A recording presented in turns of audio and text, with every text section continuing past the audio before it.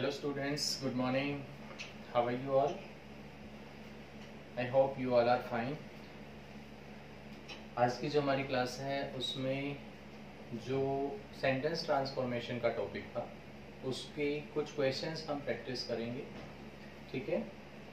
पिछली दो वीडियोस जिसमें आप लोगों ने सेंटेंस ट्रांसफॉर्मेशन को समझा, सेंटेंस ट्रांसफॉर्मेशन क्या है, उसमें हमें क्या करना होता है, जिसमें मैंने आपको बताया था अगर थोड़ा सा उन चीज़ों के बारे में डिस्कस करें तो जो सेंटेंस ट्रांसफॉर्मेशन यानी कि स्ट्रक्चर का चेंज होना, ना कि मीनिंग का। अगर आप उस सेंटेंस को चेंज कर रहे हैं then the structure of that sentence will change but not the meaning of the sentence will change, ना कि मीनिंग चेंज होगा, ठीक है। मीनिंग दोनों में सेम रहेगा, सिर्फ स्ट्रक्चर चेंज होगा। स्ट्रक्चर का मतलब कि सब्जेक्ट, वर्ब, ऑब्जेक्ट, इनकी जो पोजीशन है उनको चेंज हो जाना ही सेंटेंस ट्रांसफॉर्मेशन कहलाता है, ठीक है। इसमें हमारे पास दो टॉपिक हमने उसमें इंक्लूड किए थे। फर्स्ट क्लास में जो सेंटेंस ट्रांसफॉर्मेशन थी उसमें हमने डायरेक्ट और इनडायरेक्ट स्पीच के बारे में समझा। How can we change the sentence of direct speech into indirect, and in the next video we understood about the voice, that how can we change active voice to passive voice, कैसे उनको change कर सकते हैं, ये चीज हमने समझी इसमें सेंटेंस ट्रांसफॉर्मेशन की पिछली दोनों वीडियोस में, ठीक है।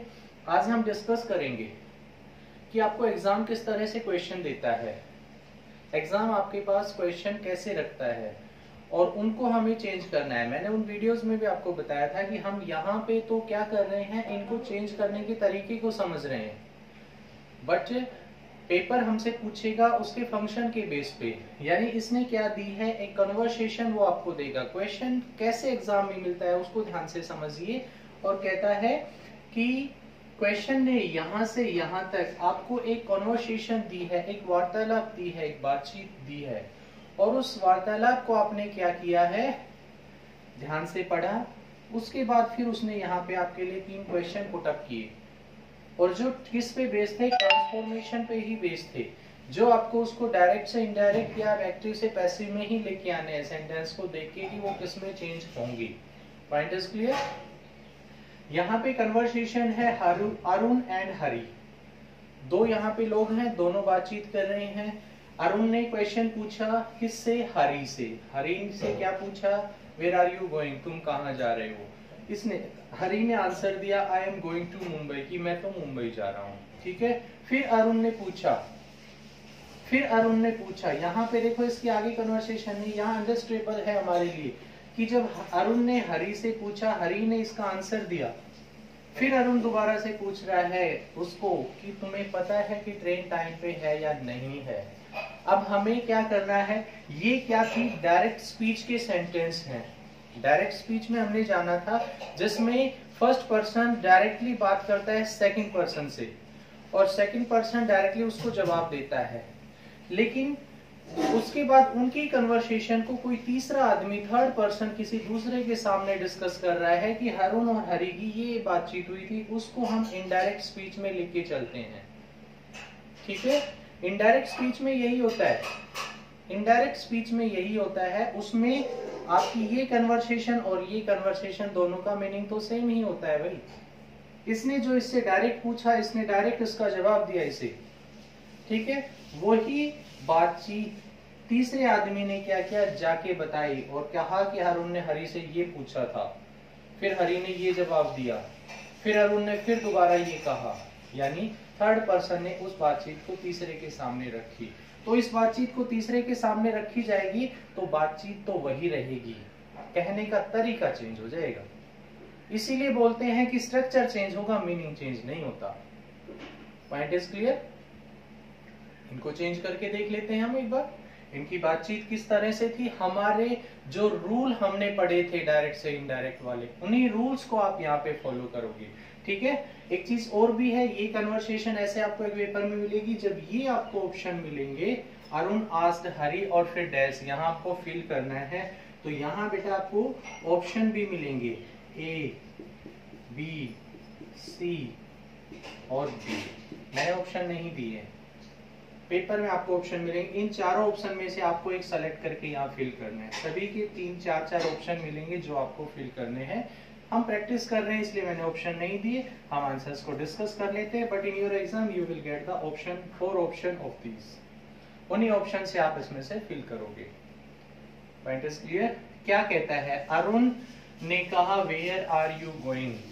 डायरेक्ट और इनडायरेक्ट स्पीच में आपने एक चीज को समझा था कि ये जो रिपोर्टिंग वर्ब है, रिपोर्टिंग वर्ब तो हमारी ये हो गई, क्योंकि रिपोर्टर ये है और ये किसे कह रहा है, हरि को कह रहा है, ठीक है। तो ये चीज क्या हुई, ये जो बात बोली गई है ये है आपकी रिपोर्टेड स्पीच।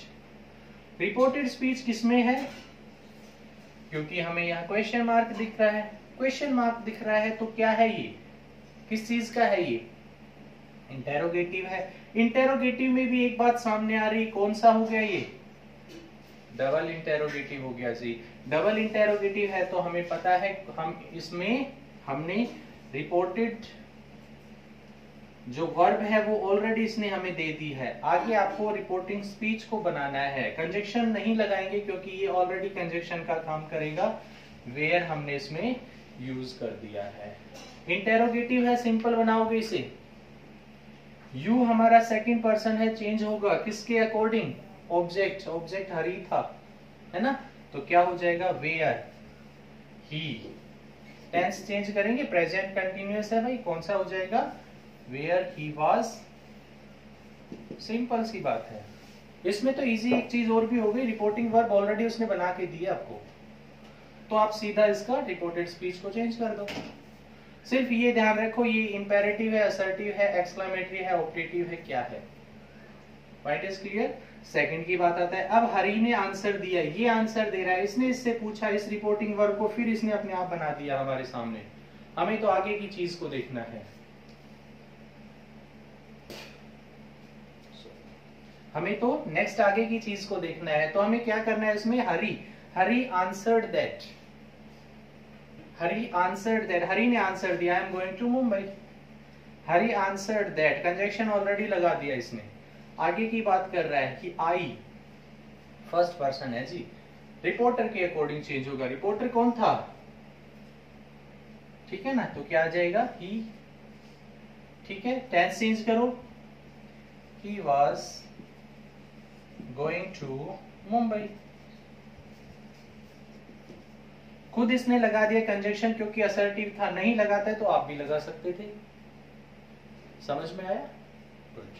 उसके बाद कहता है फिर अरुण ने फिर पूछा, तो यहां इसने कर दिया इंक्वायर्ड, ठीक है, इंक्वायर्ड कर दिया। तो ये जो पार्ट है यहां तक का, एक चीज आप देख रहे हैं, दो बातें हैं यहाँ पे, इसको थोड़ा इंटेरोगेटिव में यहाँ आपको दिया है डू यू नो, और इसको सिंपल में आके दिया है, दोनों को चेंज करो भाई। ये इंटेरोगेटिव है यहाँ पे, इसीलिए इसमें क्या लगाया, इफ का यूज हो गया, इंटेरोगेटिव है इफ का यूज हो गया। अब हम क्या करेंगे, यू के, ठीक है, यू को हम चेंज करेंगे, सेकंड पर्सन है, चेंज हो जाएगा ऑब्जेक्ट के अकॉर्डिंग। हमने क्या किया, if he, present indefinite first form of the verb, past indefinite second form of the verb, if he new, ठीक है। तो इसकी हमें कोई जरूरत नहीं, सेंटेंस सीधा बनता जा रहा है तो हम इसको यूज नहीं करेंगे, क्योंकि इफ लग गया यहाँ पे, है ना, इसने यहाँ लगा दिया, अब दोबारा नहीं आएगा इसमें।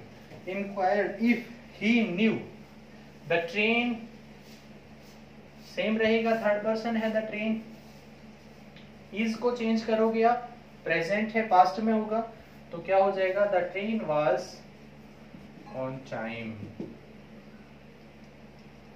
तो प्यारे बच्चों आपको ये चीज समझ आई होगी। नरेशन और वॉइस की जो पिछली दोनों वीडियोस थी उसमें उनको ध्यान से देखो, ध्यान से समझो, रूल कैसे चेंज होते हैं, कैसे उनको फॉलो करना है। कहीं कोई भी डाउट हो किसी उस वीडियो में तो आप मेरे से पूछिए, कोई भी सेंटेंस आपको चेंज नहीं करना आ रहा है आप मेरे से पूछिए, ठीक है। पेपर आपसे क्वेश्चन इस तरह से पूछेगा, यहाँ भी मैंने बता दिया ऑप्शन आपको मिलेंगे और भी इजी हो जाएगा, ठीक है ना, उसमें से एक सेलेक्ट करके आप फिल करना होगा। हमने ऑप्शन नहीं दिए थे, आपकी प्रैक्टिस करवाई, इसीलिए यहाँ पे इस तरह से हो गए। Point is clear. वॉइस का अगर आपको मिलता है सेंटेंस ट्रांसफॉर्मेशन में, तो वॉइस में भी सेंटेंस मिलेंगे, 4 ऑप्शन होंगे, तो 2-3 सेंटेंसेस को हम यहाँ करके देख लेते हैं, ठीक है ना। वॉइस के भी ये हमारी सेंटेंस ट्रांसफॉर्मेशन इनडायरेक्ट स्पीच में था, ठीक है। डायरेक्ट से हमने इनडायरेक्ट में बनाया। इस तरह का क्वेश्चन आपको रहेगा कन्वर्सेशन, ऐसे ऑप्शन आपको मिलेंगे, उनमें आपको फिल करना होगा। Pointers clear? इसके बाद मैं अभी वॉइस के 3-4 सेंटेंस लिख रहा हूँ, उनके ऑप्शन भी मैं यहाँ नहीं लिखूंगा, हम सिर्फ क्या करेंगे, उनको डिस्कस करेंगे, समझेंगे। ठीक है, वीडियो में आप समझ भी चुके होंगे पिछली में वॉइस कैसे चेंज होता है। यहाँ प्रैक्टिस के लिए कुछ सेंटेंस देख सकते हैं। ठीक है, यू कैन सी।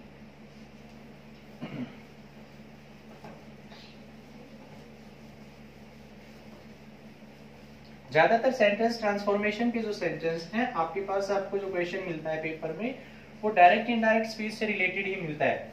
इस तरह की कन्वर्सेशन के बेस पे ही दिया जाता है। ठीक है ना, वॉइस में कम रहता है, फिर भी आपको वॉइस जो है पार्ट आना चाहिए। ठीक है, you can see I am writing here some sentences. First if I have written here what do you like, ये बेटा सेंटेंस आपके पैसिव वॉइस एक्टिव वॉइस के हैं। ठीक है, आपको क्वेश्चन कैसे मिलेगा पेपर में, ये क्वेश्चन दिया, उसके ऑप्शन देगा वो ABCD, भाई इसका करेक्ट कौन सा है, आप उसको एक को लिखिए। हम यहाँ पे आपको ऑप्शन नहीं दे रहे हैं, सिर्फ प्रैक्टिस करेंगे। ठीक है, दूसरा सेंटेंस है you must do it.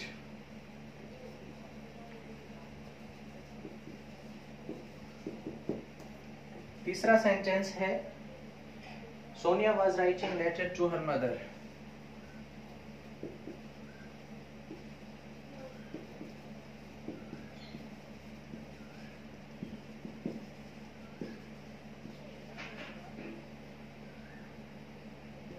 And the last is the teacher teaches us English. We have written here 4 sentences. हमने यहाँ पे 4 sentences लिखे हैं। पेपर आपको ऐसे सेंटेंस देके क्वेश्चन सेंटेंस ट्रांसफॉर्मेशन का रहेगा, 4 ऑप्शन देगा, आप उसको चेंज करके बताइए उसका मीनिंग। ठीक है, लेकिन हमने यहाँ ऑप्शन नहीं दिया, हम अपने आप से इनको चेंज करेंगे। ठीक है, तो क्या कहता है इसमें, what do you like. Sentence हमारा किसका है, इंटेरोगेटिव। चेंज क्या किस में करना है, इनको पैसिव में करना है। पैसिव में आपको बताया था इंटेरोगेटिव जो पार्ट होता है, इंटेरोगेटिव है तो वो इंटेरोगेटिव में ही रहेगा। डायरेक्ट इनडायरेक्ट में होता है, कोई भी सेंटेंस हो सारे असर्टिव में आ जाएंगे, लेकिन इसमें इंटेरोगेटिव में ही होगा। तो हम क्या करेंगे, व्हाट। ठीक है, उसके बाद क्या होगा इसमें, डू यू लाइक। कौन सा टेंस है ये, डू यू लाइक, प्रेजेंट है, first form of the verb use हुई है। जहां प्रेजेंट होता है फर्स्ट फॉर्म यूज होती है, इज प्लस थर्ड फॉर्म में यूज होता है, तो हम क्या करेंगे, व्हाट इज। ठीक है, उसके बाद हम इंटेरोगेटिव ही बनाएंगे, तो अब सब्जेक्ट को लेंगे।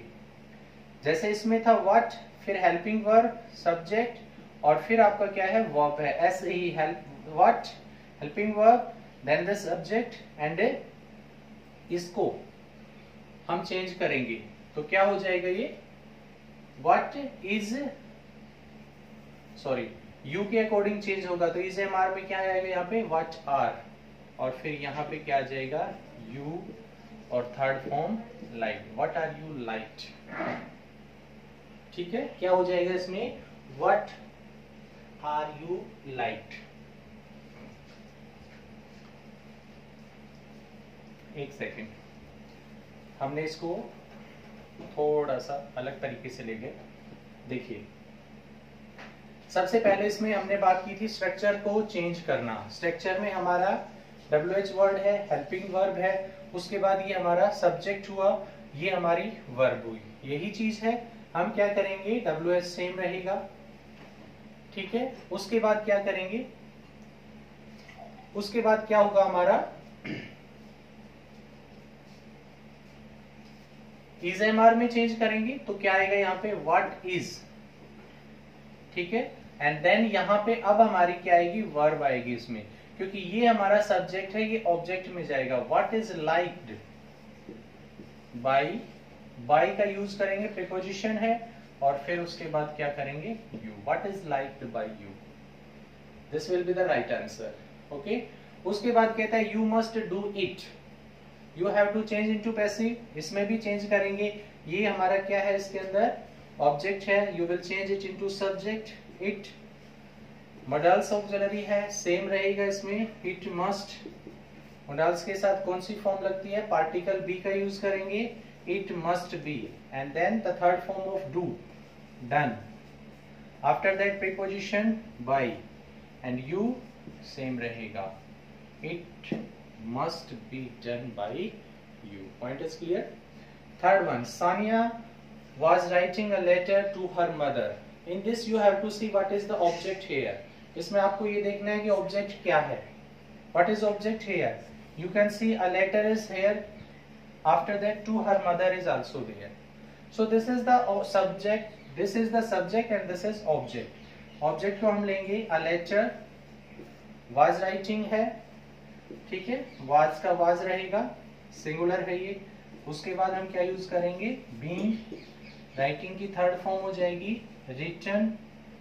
उसके बाद आपको ये जो एक्स्ट्रा उसमें है वो हम यूज करेंगे टू हर मदर, और फिर बाय प्रीपोजिशन के साथ सोनिया. ठीक है? A letter was being written to her mother by Sonia. Clear? Then the last one is the teacher teaches us English. यहाँ पे हमारे पास दो ऑब्जेक्ट हैं. ठीक है? एक डायरेक्ट है, एक इनडायरेक्ट है. We can change it from this one, we can change it also from this one. इसको भी सब्जेक्ट बना सकते हैं, इसको भी बना सकते हैं. ठीक है? क्या हो जाएगा इसमें? English is taught to us by the teacher, या फिर we are taught English by the teacher. दोनों में से कोई भी चेंज कर सकते हैं. This type of the question you can get in your exam. Active voice, passive voice के और नरेशन के सेंटेंस ट्रांसफॉर्मेशन के टॉपिक के रूप में आपको मिलेंगे. ठीक है? आप लोग इनकी प्रैक्टिस कीजिए. किसी भी ग्रामर बुक में अगर आपको सेंटेंस ट्रांसफॉर्मेशन की प्रैक्टिस के लिए आपके पास कॉन्वर्सेशन है, सेंटेंस हो, आप उनको प्रैक्टिस करो, अच्छे से समझो. If you have any doubt you can contact to me also and try to understand the whole topic. Clear? Thank you so much. Thank you everyone.